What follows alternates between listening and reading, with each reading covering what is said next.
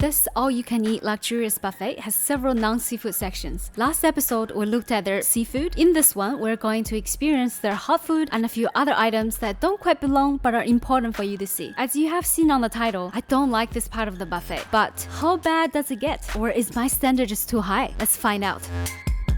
Let's start with some dim sums. This bean curd wrap has airy pockets filled with sauce that are released when you bite into it, giving a juicy mouthfeel. The sauce is mouth coating. You taste the tofu and mushroom flavors. Fillings inside are a little too chewy to be enjoyable. Not so good, I would go back for more, but not bad. I'm usually a huge fan of dumplings. It's hard to go wrong with them, especially at a luxurious buffet, right? However, guys, that is about to change. All three dumplings are mushy, flavorless, and cold. Let's try some random things next. That's one of the biggest advantages of a buffet, right?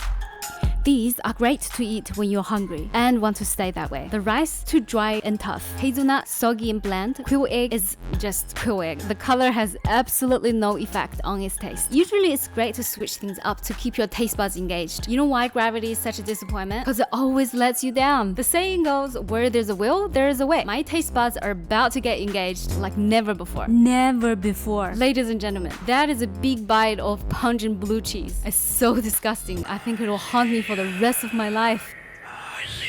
I mean, missing a wrong tag kind of thing happens often in other restaurants as well. It's probably my fault to assume this place is any different. Now treat all of these as teasers. Never judge a book by its cover. Let's not judge a meal by its teasers. Let's look at the pièce de résistance, the main dishes. This lamb rib is well seasoned by cumin, pepper, salt, and sugar. It's easy for a lamb rib to be overly fatty. However, this one is not, which is a plus. The lean section is also not as dry as it looks. This duck leg is tender, skin is crispy, flesh is flavorful, just like most Peking duck dishes in Chinese restaurants. However, both the lamb and the duck are cold. They've been sitting on their counters for a while, only tepid when I took them. I walked to my table, took some photos, and they're cold already. You kind of need a strategy to catch a new steamy batch, in which case it can be enjoyable. However, I don't think it's worth the wait. Fun fact, you know why a hot dish loses its appeal when it gets cold? The overall flavor experience of a bite is actually about 80% in the nose, 20% in the mouth. To understand this, you just need to imagine when you catch a cold, your nose is blocked, how flavorless food tastes to you. Higher temperature in food leads to the evaporation of a higher number of volatile odor substances. It also facilitates the release of these substances. Therefore, more volatile compounds can be released into your nose through the back of your throat, giving you a more vibrant experience. Let's see if I can discover some hot dishes to release some aromatic compounds into my nose. I still haven't given up yet.